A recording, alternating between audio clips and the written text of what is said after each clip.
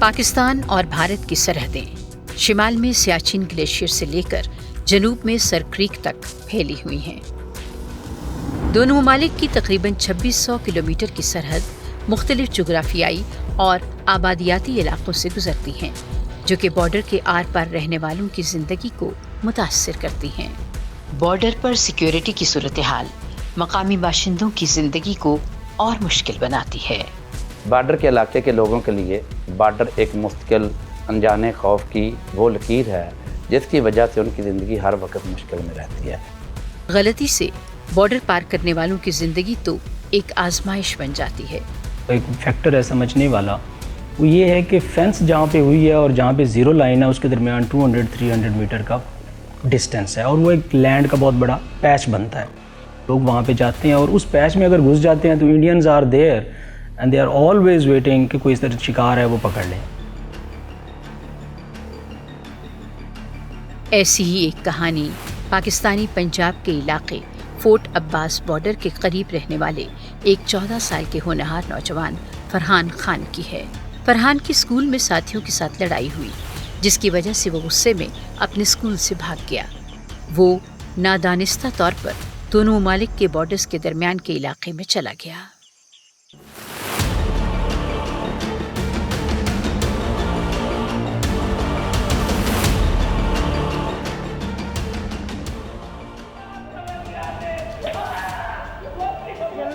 फरहान तेरी इंतजार है, जहाँ मैं खत्म न थी वञा।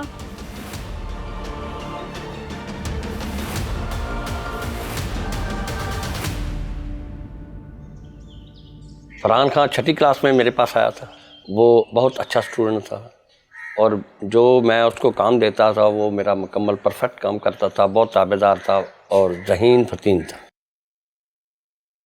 मैं 9th क्लास में स्कूल में पढ़ता था, तो वहाँ किसी लड़के ने इल्ज़ाम लगाया था मुझ पे भी फरहान ने 1000 रुपया चोरी किया है। मैंने वो चोरी नहीं किया था, तो मेरे वालिद साहब ने मुझे डांटा। मेरे चाचा ने भी मुझे मारा था चारपाई से बांध के। गुस्से में मैं घर छोड़ कर चला गया था। जब फरहान ने बाढ़ में मौजूद एक गैप के जरिए सरहद को बिला इरादा पार किया, तो उसकी जिंदगी ने एक तकलीफ दे मोड़ इख्तियार कर लिया। आगे एक गांव आया, वहाँ पर एक आदमी बैठा था ऐसे दरवाजे के पास। उससे मैंने बोला भी मुझे खाना चाहिए, मुझे प्यास लगी है, भूख लगी है। तो उसने पूछताछ करने लग गया, भाई आप कौन हो, कहाँ से आए हो, ऐसे कैसे खाना दूँ आपको, आप लगते हैं हमारे क्या हो ये।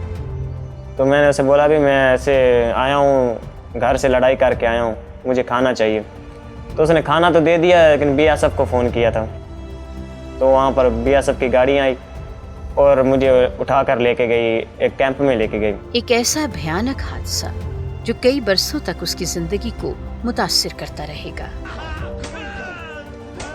उन्होंने मुझे तकरीबन 1 हफ्ता लगातार उन्होंने मुझे मारा था। गर्म कर उन्होंने मुझे बाजू, टांगों पे और यहाँ पर भी की लगाया था, टांगों पे अभी निशान है। 3rd डिग्री टॉर्चर किया था। वहाँ पर एक और भी मुसलमान था, उसकी उन्होंने तो उंगलियां काट रखी थी। वो बोलते थे कि अपने पापा को फ़ोन करो और उनको यहाँ पर बुलाओ।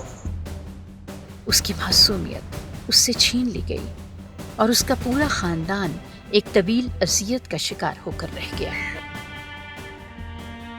तो 3 महीने हमें कोई किसी किस्म का भी इल्म नहीं था कि हमारा बच्चा कहाँ है। जब ये घर से फरहान निकला तो जो हालात मेरे वालिद के थे देखता था, आता था घर में जब तो पूछता था बेटा क्या खबर मिली है, तो बोल रहा था अबू कोई खबर नहीं मिली कहीं से भी। तो बाप बेटा रोने लग जाते थे बस।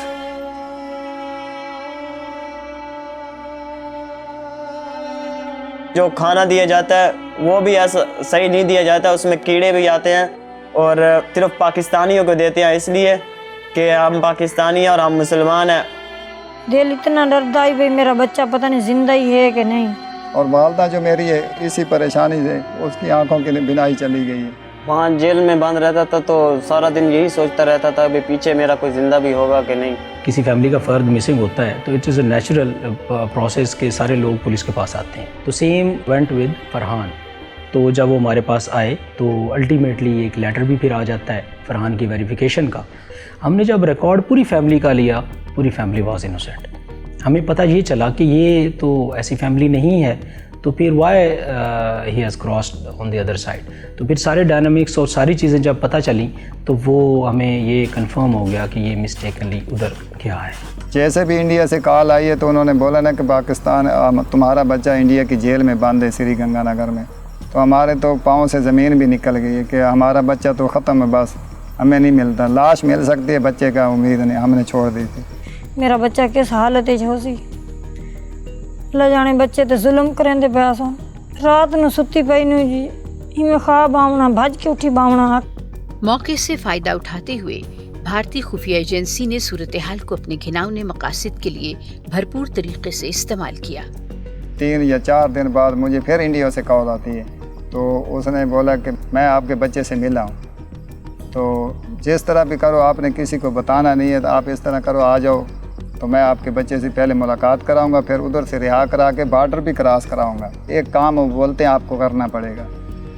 मैं कहा मुझे बताओ। बोलते हैं जो आपके मेन गेट है ना, और ना मेन रोड है ना पाकिस्तान के हाईवे, तो इसके ऊपर आर्मी के छावनियों के गेट हैं, उनकी वो तस्वीर मांगते हैं। बोलते हैं अगर ये तस्वीर व्हाट्सअप कर दो तो वीडियो कॉल करा देंगे आपके बच्चे से। तो मैं समझ गया, मैं कहा ये आदमी बिल्कुल उनकी एजेंसी का है, तो मुझे ब्लैकमेल कर रहे हैं। तो उसके फ़ौरन बाद ही मैंने अपनी, क्योंकि इधर बॉर्डर हमसे नज़दीक है, तो पाकिस्तान रेंजर को मैंने इतला दी है कि ये मेरा इंडियन से रब्ता हुआ है, तो ये चीज़ें वो मांग रहे हैं। जयपुर लेकर गए थे, वहाँ पर पाकिस्तानी कैदी मौजूद थे। उसमें पाकिस्तानी कैदी थे, वो एक ही कमरे में बंद थे और वो बता रहे थे कि हम 20-20 सालों से 15-15 सालों से वहाँ पर बंद हैं। उनको कोई सहूलत मौजूद नहीं थी, वो नीचे सो रहे थे, उन पर कोई कपड़ा वगैरह नहीं था, और वो उनकी हालत इतनी ख़राब थी कि वो अपने मतलब अंदर ही पेशाब कर देते थे, उल्टी वगैरह कर देते थे। बाथरूम का जो पानी था ना सर, उनका बाथरूम का पानी, वही वो पानी पीते थे और वही पानी बाथरूम में इस्तेमाल करते थे। हमारे गले पर हाथ कर रखते थे, हमें मारते थे, अगर आप नहीं ऐसा करोगे तो हम आपको जान से मार देंगे। उनके पास गने भी होती थी, डंडे लेकर भी, लाठियाँ लेकर भी आते थे। उन्होंने मेरे साथ भी ज्यादती की थी, 3 दिन तक की थी।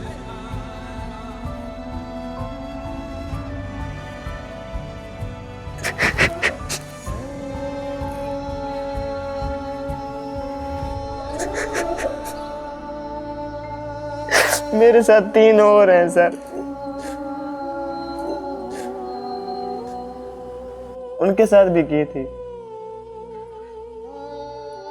उन्होंने मेरे ब्लड वगैरह भी निकाले थे और उसके अलावा मेरे साथ ज्यादती की थी, गंदे काम भी किए। फरहान को जिस जिस्मानी और जहनी तशद्दुद का सामना करना पड़ा, वो इंसानी हकूक और जिनेवा कन्वेंशन के ज़ेर हिरासत कैदियों के हकूक के मुआहिदे की खुल्लम खुल्ला खिलाफ वर्जी है। A juvenile offender is supposed to be kept in separate prisons, where not with adults. This ensures the sanctity of their own person, not to be attacked, not to be sexually attacked, not just by those who are responsible for the safety, but also their own fellow inmates, for example. So the guarantees apply beyond the territory of India as well. Border की दूसरी तरफ कवानीन और लोगों के नुक्ते नज़र में फ़र्क है। जबकि पाकिस्तानी हुकाम ऐसे मामलात पर बैनुल-अक़वामी क़वानीन के मुताबिक और दस्तखत किए गए मुआहिदों की रोशनी में अमल दरामद करते हैं।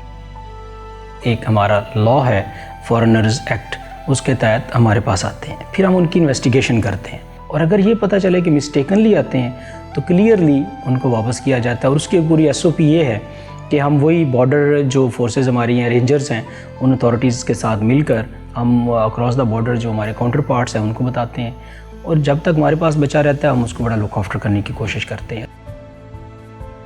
वहाँ पे खाना पीना रहन सहन कैसा है उनका? जेल खाना पीना सही मिलता था। जब छोड़ा तब क्या बोला? जो हमने आपके साथ में किया है जैसा वैसे ही आप बताना जाकर। काम वाम करवाते थे वहाँ पे आप? जी नहीं। अच्छा, कोई तंग वगैरह करते थे? खाने पीने को कैसा था? खाने पीने को तो सर जीने खाने के लिए तो खाना देते थे। अब आपको जब छोड़ा क्या बोला उन्होंने? अभी छोड़ा है कि बोला दोबारा अभी इधर नहीं आना। पाकिस्तानी हुकूमत का गलती से सरहद पार करने वाले अफराद के साथ सलूक का एक साफ रिकॉर्ड रहा है। हत्ता कि भारत ने जिन अफराद को दहशतगर्दी के लिए भेजा उनके साथ भी बैनुल-अक़वामी क़वानीन के मुताबिक बर्ताव किया गया। मार्च 1991 में पाकिस्तान गया था और ये सौभाग्य मुझे प्राप्त हुआ था देश के लिए काम करने के लिए। वहाँ पर मैं तकरीबन 3.25 साल रहा हूँ। 3.25 साल मैंने काम किया है और मैं गिरफ़्तार हो गया। 27 अक्टूबर 1996 को मुझे लाइफ इम्प्रिजनमेंट की सज़ा दे करके civil jail central jail Kot Lakhpat Lahore में शिफ्ट कर दिया गया।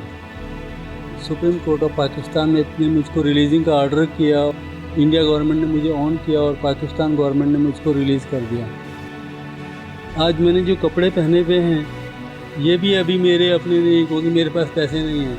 ये भी पाकिस्तान गवर्नमेंट के दिए गए हैं। ये वाक़या भारतीय जेलों में कैद पाकिस्तानियों की हालात ज़ार पर कई सवाल खड़े करता है।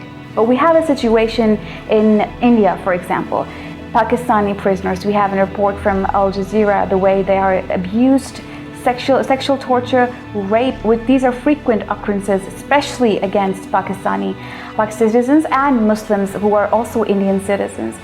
We have a number of instances, reports of the United Nations, where Indians have mistreated juvenile offenders. कि हमें ये अंदाज़ा था कि वो बच्चों के साथ बहुत जुल्म और ज़्यादती करते हैं, और जब 3, साढ़े 3 साल 4 साल बाद तकरीबन बच्चा वापस आया है तो उसके ऊपर शदीद किस्म का तशद्दुद था कि जब भी कोई गलती से इधर बॉर्डर क्रॉस कर जाए इमीडिएटली इन्फॉर्म किया जाता है on the other side counter parts को कि ये बंदा आ गया है, उसके पार्टिकल्स शेक किए जाते हैं और अल्टीमेटली उसको फिर हैंड ओवर भी किया जाता है, विच इज़ जो उसका ड्यू प्रोसीजर है उसके तहत। 4 साल भारतीय जेल में रहने के बाद फरहान खान फरवरी 2023 में डूबती उम्मीद के साथ अपने मादरे वतन वापस लौटा। उस पर जुल्म और तशद्दुद का दरवाज़ा तो बंद हो गया, लेकिन क्या उसके जिस्म और रूह पर लगने वाले ज़ख्म कभी मुंतमिल हो जाएंगे? मुझे तो उम्मीद नहीं थी कि ये बच्चा कभी ठीक होगा। 6 दिन मैंने इसको ऊपर गौर किया और दिन रात ये मसलन स्लो आवाज़ से बोलता रहता था। ये घर में घुसा करता था और इसको इतना इल्म नहीं था कि ये अपने बाप से बात कर रहे या अपनी वालदा से बात कर रहे, इतना इसका जहन भी नहीं काम कर रहा था। ये अपने गले के कपड़े भी फाड़ देता था, जो चीज़ घर में पड़ी थी ये तोड़ने लग जाता था। तो रात को सोए ऊपर उठ के तो चला जाता था, भाग जाता था, फिर हम इसको पकड़ के लेके आते थे। The degree of torture, the degree of distress that he's gone through, the damages that has been caused probably would cause depression, dissociation, transient psychotic reactions and what not as far as Farhan's mind is concerned. परेशानी के अलावा हमारा कोई काम नहीं था। ये बच्चा आने के बावजूद भी हमें परेशान हो गया था कि ये तो ना अकेला छोड़ने के काबिल है, ना कहीं जाने के काबिल है, अभी इसका मैं क्या करूं। उसको देखकर मायूसी भी हुई, परेशानी भी हुई इस बात की कि कभी इधर की बातें कभी उधर की बातें, जैसे कोई आदमी ज़हनी टार्चर का शिकार हो। मैं खुद को ख़त्म करना चाहता हूँ। I think PTSD is a gross understatement about the damage and the destruction that has taken place as far as Farhan's mind, body, brain and dare I say his spirit. He's shattered forever. ज़हनी तौर पर ऐसे ही ख़त्म हो चुका हूँ। मेरे वालिद साहब परेशान हैं, मेरी बहन भाई परेशान हैं, ये खामोश क्यों रहता है।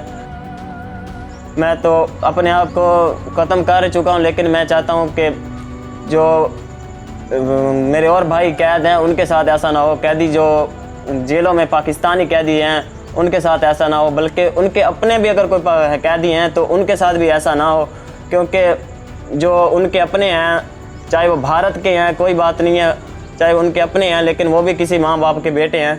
आज इसलिए ये बोल रहा हूँ, मैं चाहता तो कभी ना बोलता, हमेशा अपने दिल में ये बात दबाए रखता, लेकिन मैंने ये हिम्मत की है कि ये मैं बात दुनिया के सामने लाऊं और इन पर एक्शन लिया जाए। जो इंडिया अपने आप को बताती है कि हमारे मुल्क में इंसाफ चल रहा है, मुसलमानों के साथ इंसाफ चल रहा है या हिंदुओं के में इंसाफ चल रहा है, तो किसी किस्म का कोई इंसाफ नहीं है।